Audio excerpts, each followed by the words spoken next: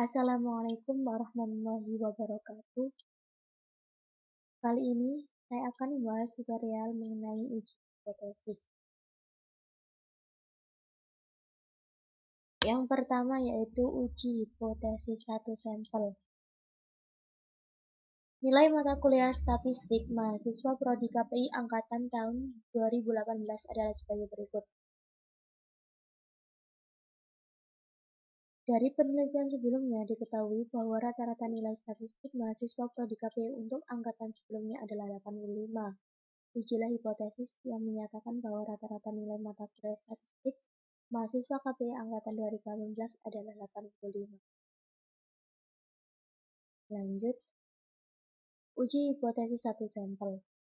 Jawab H0, mu sama dengan 85, H1, mu tidak sama dengan 85. Taraf signifikansi yaitu alfa sama dengan 5%, arah pengujian adalah dua arah, taraf nyata pengujian alfa per 2. Nilai kritikan dan daerah kritikannya adalah 1,960 di mana df sama dengan n-1 sama dengan 80-1 sama dengan 75, alfa per 2 sama dengan 2,5% via tabel T. Ini ya, terima aku di sini. Kemudian tolak 1 untuk alfa sama dengan 2,5%. Kemudian kita disuruh menghitung nilai statistik uji dengan SPSS. Kita lanjut membuka SPSS. Nah, kita sekarang sudah di SPSS ya. Saya sudah mempunyai data yang akan kita cari.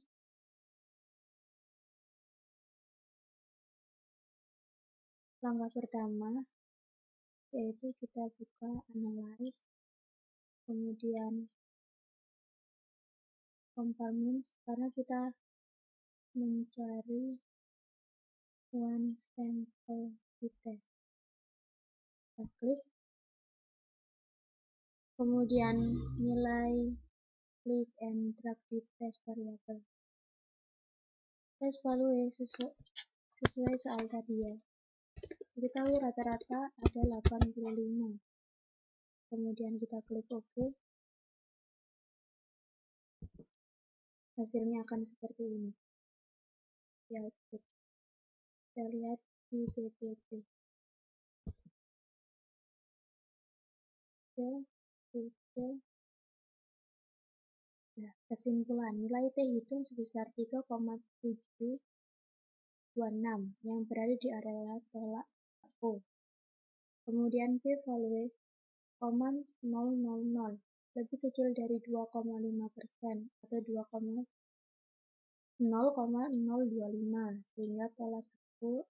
Artinya rata-rata nilai statistik mahasiswa KPI tidak sebesar 85.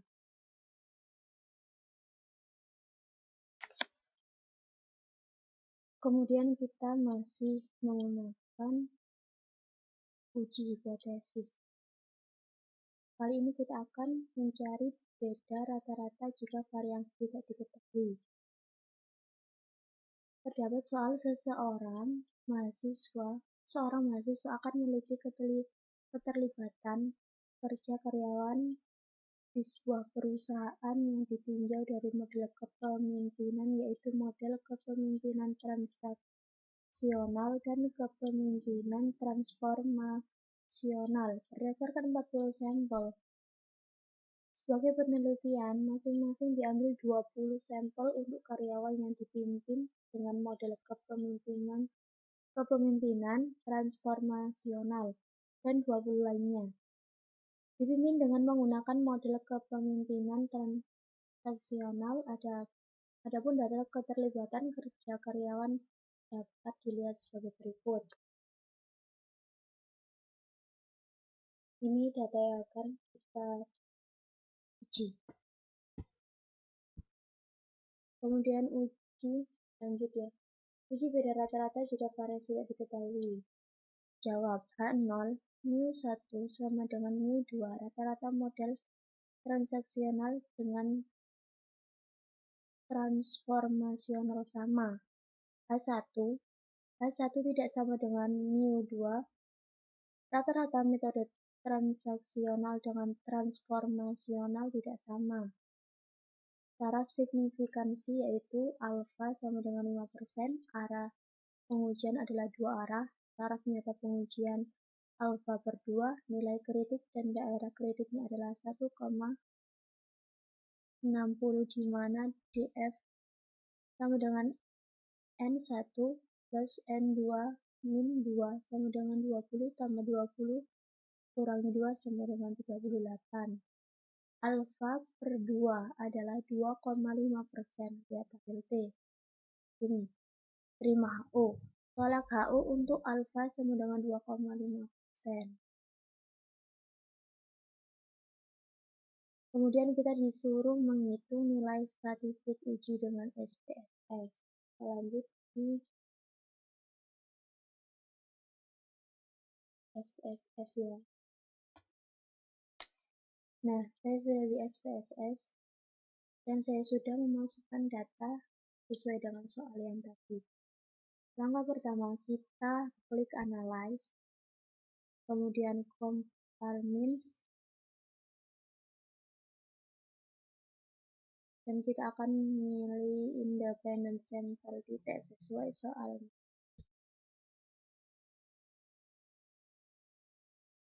Model kepemimpinan kita taruh di grup variabel, klik and drag. Kemudian nilai di test variabel, klik and drag.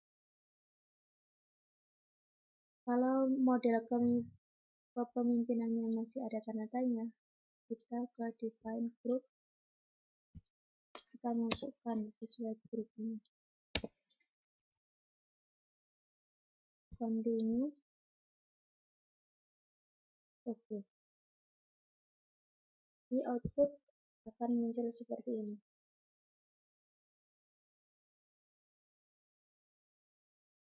Setelah kita mengetahui hasilnya, kesimpulannya seperti ini. Nilai T terhitung sebesar 1,458 yang berada di area terima H0. P-value sama dengan 0,153, lebih besar dari 2,5%, 0,025, sehingga terima HO. Artinya, rata-rata model kepemimpinan transaksional dan transformasional adalah sama. Atau dengan kata lain, pemberian metode transformasional belum memberikan dampak yang signifikan terhadap peningkatan keterlibatan kerja karyawan.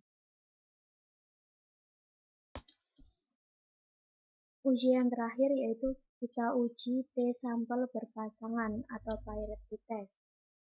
Dengan soal, sebuah perusahaan yang bergerak di bidang marketing ingin meningkatkan kinerja karyawannya dalam hal yang menjual produk. Untuk itu, perusahaan tersebut memberikan training kepada karyawannya. Apabila training tersebut efektif dan tidak terdapat kemampuan menjual barang, untuk dilihat oleh peningkatan atau tidaknya peningkatan penjualan barang atau produk. Untuk itu, diambil sampel 40 secara acak pada karyawan di perusahaan tersebut dan diperoleh data seperti berikut.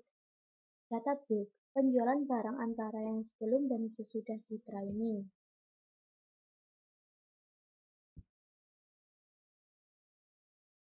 Uji T-sampel berpasangan. Jawab. H0 mu1 sama dengan mu2.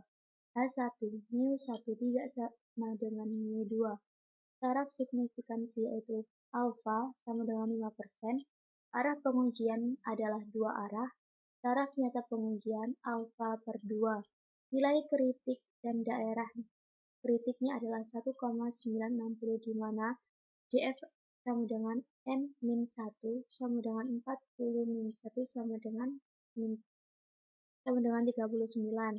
Alfa per 2 sama dengan 2,5%. Lihat tabel T. Terima H0 ini. Tolak H0 untuk alfa sama dengan 0,5%. Seperti yang tadi, kita disuruh menghitung nilai statistik uji dengan SPSS.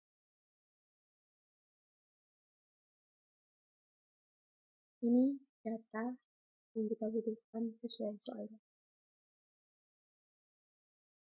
Klik Analyze, Compare Means, sesuai soal ya, Pirate Sample titik, klik.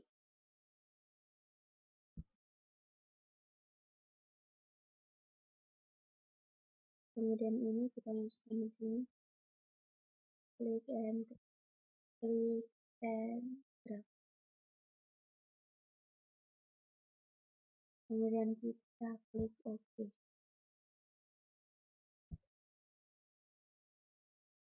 Nah, ini hasil yang terdapat.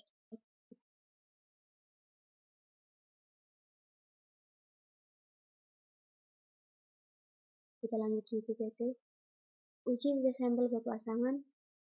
Nah, yang seperti tadi ya, di output. Kemudian kesimpulannya adalah nilai T terhitung sebesar 2,548 yang berada di area tolak HO. P-value sama dengan 0,015 lebih kecil dari 2,5%, 0,025, sehingga tolak HO. Artinya, rata-rata kinerja karyawan sebelum training dan sesudah training tidak sama. Cukup sekian video dari saya. Semoga bermanfaat. Kurang lebihnya mohon dimaafkan. Wassalamualaikum warahmatullahi wabarakatuh.